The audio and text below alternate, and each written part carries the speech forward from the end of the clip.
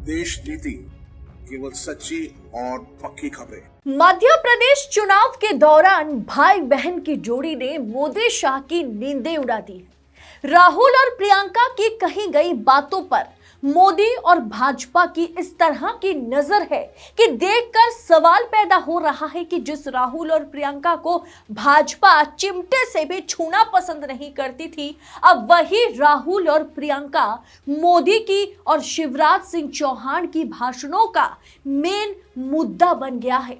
सवाल यह नहीं कि मध्य प्रदेश में कांग्रेस आ रही है या बीजेपी जा रही है, सवाल है कि 2024 चुनाव से पहले अब भाई बहन को ना तो मोदी जी हल्के में नहीं ले पा रहे हैं और ना ही मुख्यमंत्री ले पा रहे हैं और ना ही चाणक्य अमित शाह राहुल और प्रियंका को हल्के में ले पा रहे हैं। दरअसल मामला काफी गंभीर है क्योंकि अब ये जो 5 राज्य में चुनाव है और इस चुनाव में जो नतीजे आएंगे और जिस तरह से एक कह सकते हैं आप कि बीजेपी और कांग्रेस के बीच जो लड़ाई देखने को मिली है, उसका सीधा असर 2024 चुनाव पर होगा। राहुल गांधी को मोदी जी ने मूर्खों का सरदार कहा, जिसे लेकर के बहुत हंगामा हुआ। अब प्रधानमंत्री मोदी का भाषण अपनी उपलब्धियों पर आधारित नहीं है। मोदी जी का भाषण राहुल गांधी और कांग्रेस पर आधारित है और उनके मुख्यमंत्री अब प्रियंका गांधी के पीछे पड़ गए। कैसे प्रियंका गांधी ने ज्योतिरादित्य सिंधिया का अपमान किया, यह अब सबसे बड़ा मुद्दा बन गया है। मामा जी का इस पर गुस्सा फूट रहा है।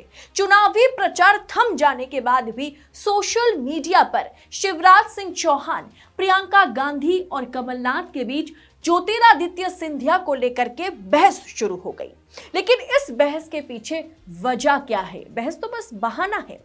2 वजह है। एक कि चुनाव से महज एक दिन पहले लोकपोल का मेगा सर्वे रिपोर्ट सामने आया, जिसे अंतिम सर्वे रिपोर्ट माना जा रहा है। और 2, नरेंद्र तोमर के बेटे का 100 से 500 करोड़ का डील करते हुए वीडियो वायरल। मानो जैसे कि भाजपा को पूरी तरह से पता चल गया कि इंदौर 1 से अब कृषि मंत्री तो हार रहे हैं। भाजपा इंदौर 1 का सीट गंवाने जा रही है।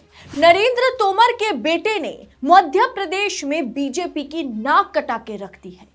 वीडियो असली है या फर्जी है, यह जांच का विषय है। लेकिन मजे की बात देखिए, जांच का विषय तो है, लेकिन ना ईडी बढ़ चढ़ के सामने आ रही है, ना ही डबल इंजन की सरकार या बीजेपी सरकार इस पर किसी तरह की कार्रवाई करती हुई नजर आ रही है। क्योंकि जांच में अगर पाया जाता है कि ये वीडियो फर्जी नहीं है, तब क्या होगा? वैसे भी ईडी इस पर बात नहीं करेगी, ना कार्रवाई करेगी। लेकिन जिस तरह से कृषि मंत्री की भाजपा की बदनामी हुई, उसे देखते हुए अब शिवराज सिंह चौहान प्रियंका गांधी को टारगेट कर रहे हैं, क्योंकि लोकपोल ने अंतिम सर्वे में यह साफ कर दिया कि मध्य प्रदेश में भाजपा का सुपड़ा साफ होने जा रहा है। लोकपोल मेगा सर्वे के मुताबिक कांग्रेस के खाते में 230 में से कांग्रेस के खाते में 130 से 142 सीटें जाती हुई नजर आ रही है। वहीं अगर बीजेपी की बात करें तो बीजेपी के पास 84 से 98 सीटें जा सकती हैं, अन्य के खाते में 0 से 4 सीटें जा सकती है।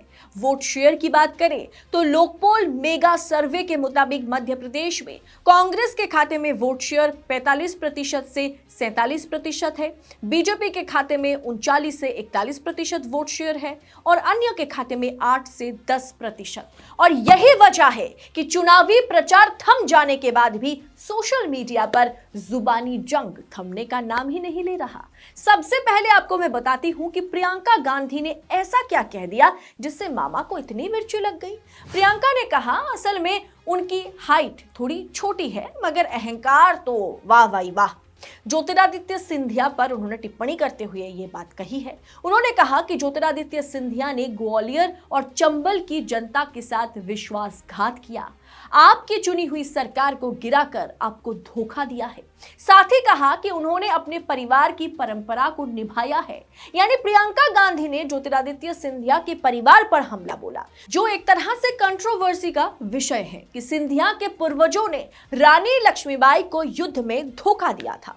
प्रियंका गांधी ने उसी ओर इशारा किया। इसके मद्देनजर अब शिवराज सिंह चौहान ने प्रियंका पर पलटवार करते हुए ट्वीट किया, प्रियंका गांधी जी, ये आपके अहंकार की पराकाष्ठा है। मध्य प्रदेश और जनता की सेवा के लिए जीवन पर्यंत समर्पित रहे माननीय माधवराव सिंधिया जी जैसे व्यक्तित्व के लिए आपने जिन शब्दों का प्रयोग किया वो न केवल जन भावनाओं को ठेस पहुंचाने वाला है बल्कि हृदय को तार तार कर देने वाला भी है। राजनीतिक लाभ के लिए व्यक्तिगत आक्षेप अत्यंत अशोभनीय और निंदनीय है। प्रियंका जी, मध्य प्रदेश और देश आपकी अभद्र और असहनीय टिप्पणी एवं अहंकार से भरे शब्दों के लिए कभी आपको माफ नहीं करेगा। तो वहीं कमलनाथ ने पलटवार करते हुए शिवराज को घेरा। कमलनाथ ने लिखा कि शिवराज जी, मैंने सोचा था कि चुनाव प्रचार अभियान समाप्त होने के बाद आप अपनी झूठ मशीन को थोड़ा विश्राम देंगे,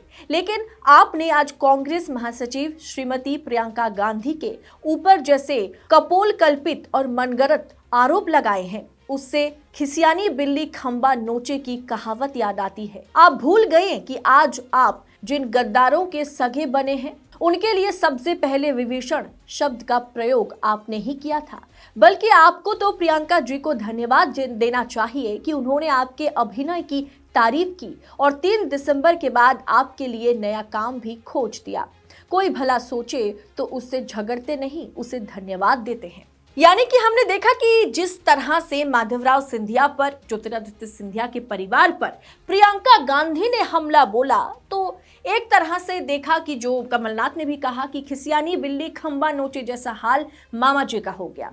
मामा जी तुरंत ट्विटर पर आए और वो जो है ज्योतिरादित्य सिंधिया, माधवराव सिंधिया के बचाव में उतर चुके हैं और उस पर कमलनाथ ने भी पलटवार किया और उन्होंने कहा ये कुछ और नहीं, आपकी बौखलाहट है, क्योंकि आपको भी पता है कि 3 दिसंबर को नतीजे आने के बाद आप विपक्ष में चले जाएंगे, आपका काम विपक्ष का होगा, आप और सत्ता पर नहीं बने रहेंगे और इसी की बौखलाहट आपकी ट्वीट पर दिखाई दे रही है।